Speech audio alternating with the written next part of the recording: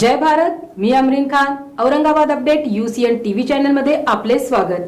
आता एक नजर आजच्या ठळक घडामोडींवर. 5 वेळेस आमरण उपोषण आणि 59 दिवस धरणे आंदोलन करून आमदार, खासदार ते मंत्र्यांपर्यंत मागण्यांचे निवेदन देऊनही बार्टीच्या विद्यार्थ्यांपुढे भविष्य अंधारमय. महानगरपालिकेच्या अतिक्रमण हटाव विभागामार्फत सेवन हिल येथील अतिक्रमण निष्कासित. मुस्लिम समाजाच्या स्मशानभूमीसाठी जागा द्या, नारेगाव वासियांची मागणी. बहुजन विकास संघटनेतर्फे मुस्लिम आरक्षणासाठी केंद्रीय मंत्र्यांसोबत चर्चा.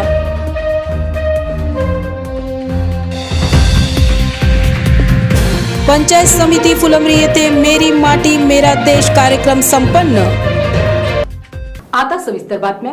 सामाजिक न्याय मंत्री धनंजय मुंडे यांनी बार्टी 2018च्या एकूण 408 संशोधक विद्यार्थ्यांना विशेष बाब म्हणून फेलोशिप देण्याचा आदेश दिला होता. तसे अवॉर्ड लेटर बार्टीच्या विद्यार्थ्यांना 30 जून 2020 रोजी प्राप्त झाले. बार्टीने UGCच्या नियमानुसार 5 वर्षे देण्यात येणारी अधिछात्रवृत्ती 3 वर्षे देऊन अन्याय केला आहे.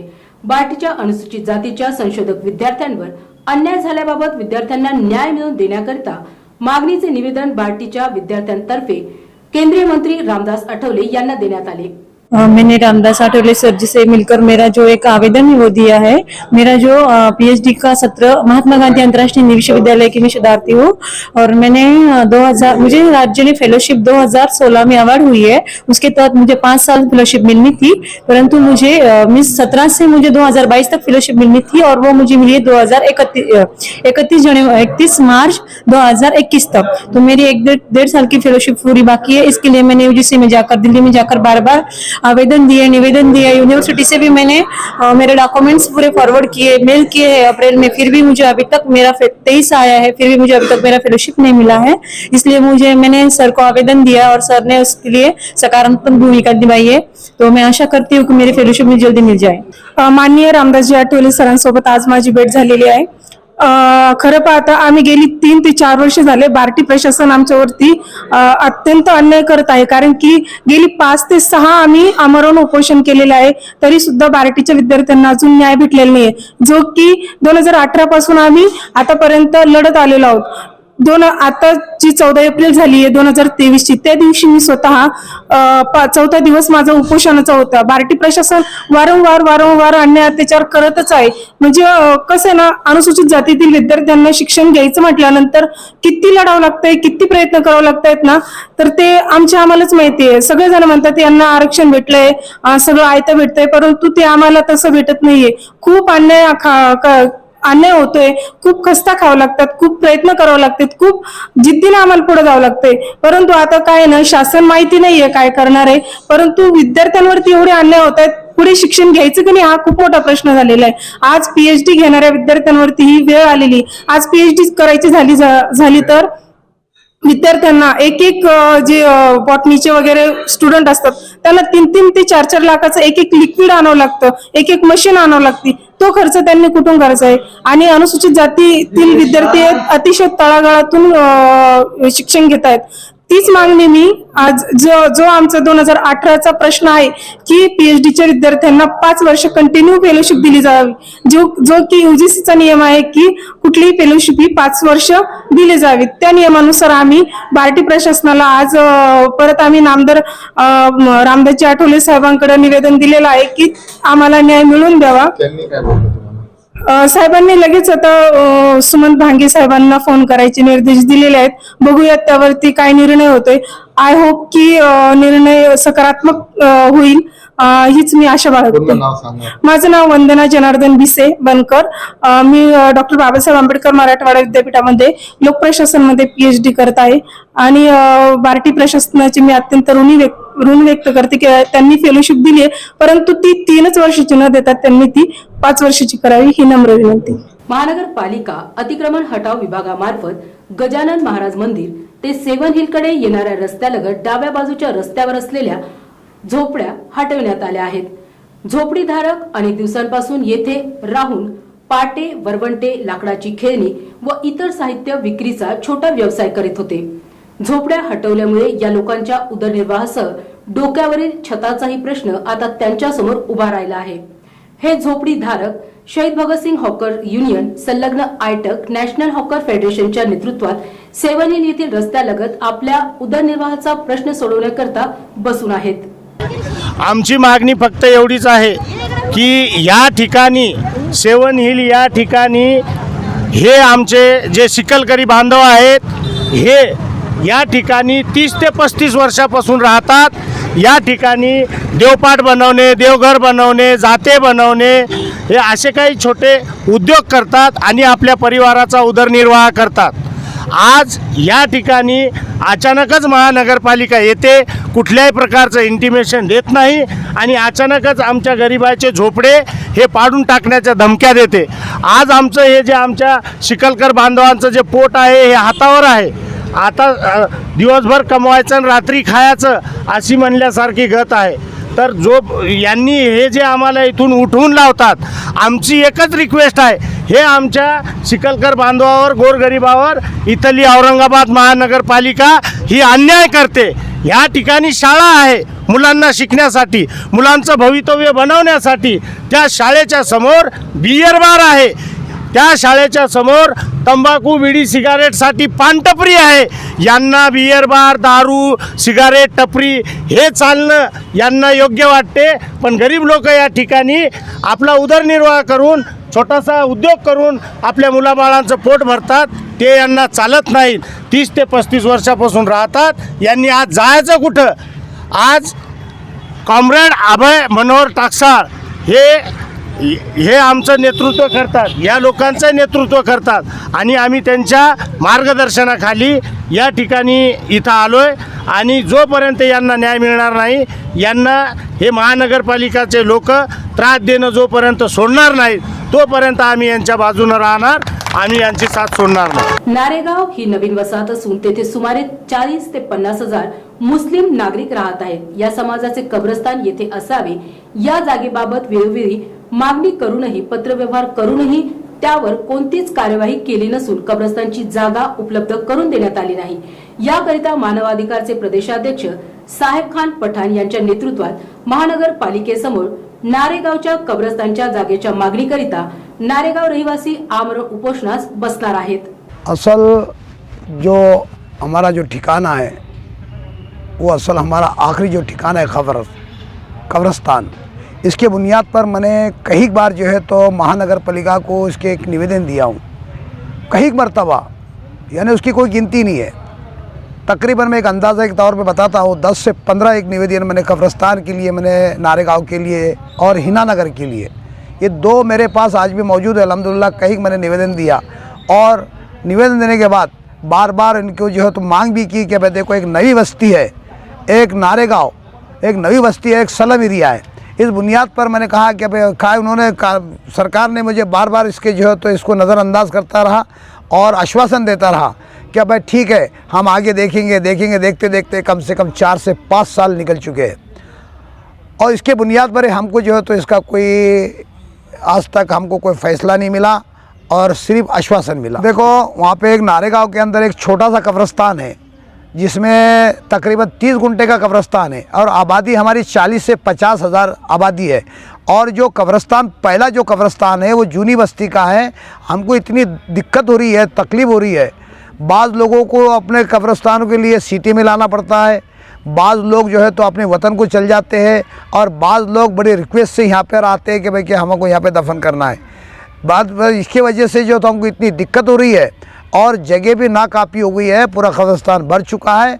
और इसके बुनियाद के ऊपर मैंने एक निर्णय लिया हूँ और वो निर्णय लिया जब तक के मेरे को कब्रस्तान की जगह वहाँ पे प्रशासन की तरफ से नहीं मिलती है. ये जुम्मा प्रशासन का होता है, ये एक नियम और एक कानून है कि यहाँ का एक कब्रस्तान या नई बस्ती होती है, चाहे फिर वो शमशान भूमि हो या दलित बस्ती हो, दलित का कब्र यानी उनकी शमशान भूमि हो या मुस्लिम बस्ती हो, वहाँ पे उनको कब्रस्तान देने की जो है तो उनकी जिम्मेदारी होती है.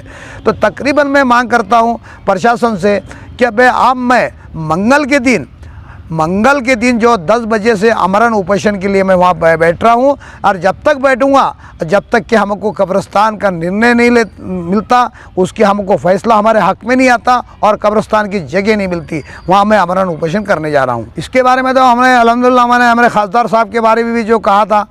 आप बताइए, मेरे को एक सवाल करना है, आज हमारे कितने मेंबर है? यानी हमारा जो है तो वक्फ बोर्ड का मेंबर भी है और वक्फ बोर्ड का मंत्री भी है, वो हमारे वाला है। आप ये हम उनके पास जाते, बार बार जाते, तो वो नज़रअंदाज करते हैं, बाद में देखेंगे कि भाई इसका जो है तो इंशाल्लाह जो है तो इसका निर्णय लिया जाएगा। क्या फिर हमने क्या आरएसएस वालों और बजरंग दल वालों के पास इसकी मांग करना चाहिए? जबकि हमको उम्मीद है कि हमारा जो है तो एक वक्फ बोर्ड के अंदर एक मेंबर है और एक मंत्री होने के बाद भी जो है तो हमको जब कब्रिस्तान और हमारे ईदगाह के लिए जगह नहीं मिलती है और हमारे जो है तो बड़े बड़े मसले मसाइल होते हैं, कोई भी चीज़ गए तो ये नहीं मिलते। तो आज देखो ईदगाह के अंदर पीछे देखने को मिलाऊंगा, कई लोगों ने जो है तो कब्रिस्तान के अंदर नमाज़ पढ़ी। मैं आप हमारे जो वक्फ बोर्ड के मंत्री है और वक्फ बोर्ड के जो मेंबर है, उनसे ये मैं अदबन गुजारिश करता हूँ, आप इसके नाते के इसके हिसाब से आप हम चाहते हैं कि भाई हमको एक नारेगांव के अंदर एक कब्रिस्तान मिले। और अरे यहाँ कई 2-3 जगह यहाँ पे ईदगाह के अंदर आज इतनी बड़ी वक्फ ज़मीन है, कई हज़ारों एकड़ ज़मीन औरंगाबाद के अंदर जो खाली है। तो हम चाहते हैं हमारे जो है तो वक्फ बोर्ड के मंत्री से और वक्फ बोर्ड के मेंबर से कि कहीं यहाँ पे जो तो ईदगाह का भी इंतज़ाम किया जाए, ये हमारी मांग है। देखो, ये आने वाले मंगल के दिन जो है तो 17 तारीख को मैं जो है तो उपोषण को बैठने वाला हूँ और ये हमारा जो तो पैगाम वक्फ बोर्ड मंत्री को भी जाएगा और वक्फ बोर्ड जो मेंबर है हमारे, मैं नाम तो नहीं लूँगा लेकिन जानता भी जानती है वक्फ बोर्ड मेंबर हमारे औरंगाबाद शहर के कौन है, और उनके पास भी ये पैगाम जाएगा, उनके पास भी एक लेटर जाएगा। जब तक कि हमको जो है तो इसका फैसला हमको कब्रिस्तान नहीं मिलता, चाहे मेरी वहाँ जान चले जाए, चाहे कुछ भी हो जाए, मैं आमरण उपोषण करूँगा, वहाँ पे करने वाला हूँ। मरते दम तक मैं वहाँ से उठूँगा नहीं, जब तक हमारे हाथ में लेटर नहीं मिल जाता। बातम्या अजूनही आहेत, मात्र वेळ होत आहे एका छोट्याशा ब्रेकची। कुठेही जाऊ नका, पाहत रहा Aurangabad update UCN TV channel. Reliable internet की है तलाश, तो जुड़िए UCN ब्रॉडबैंड के साथ, जहां मिले आपको 10 Mbps से 1000 Mbps हाई स्पीड इंटरनेट। शुरुआती पैकेज सिर्फ 250 रुपए से, पर चलाना है घर का हर डिवाइस एक ही स्ट्रीमलाइन कनेक्शन के साथ। तो सजेशन है हमारा, चुनिए minimum 100 Mbps truly unlimited plan. Choice आपकी, सर्विस हमारी। UCN broadband, let's get connected. Break नंतर पुन्हा एकदा आपले स्वागत। केंद्रीय मंत्री रामदास आठवले हे शहरात आपल्या सभेसाठी आलेले आहेत। यावेळी मुस्लिम समाजाला आरक्षण मिळावे यासाठी आपण प्रयत्न करावे अशी विनंतीपूर्वक मागणी वाळूज MIDC येथील बहुजन विकास संघटनेचे सामाजिक कार्यकर्ते मिर्झा वसीम बेग यांनी सुभेदारी विश्रामगृह येथे केंद्रीय मंत्री रामदास आठवले यांची भेट घेऊन केली आहे।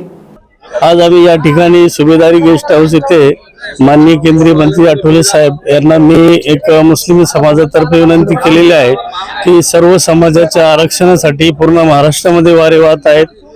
मुस्लिम समाजाचं हक्काचं आरक्षण मुस्लिम समाजाला मिळालं पाहिजे, त्यासाठी काही सामाजिक संघटना आणि मुस्लिम समाजाच्या काही सामाजिक पदाधिकाऱ्यांकडून प्रयत्न होत आहे। नुकताच एक मोर्चा, पायी मोर्चा निघालेला आहे औरंगाबाद शहरातून मुंबई मंत्रालयावर मुस्लिम आरक्षणासंदर्भात।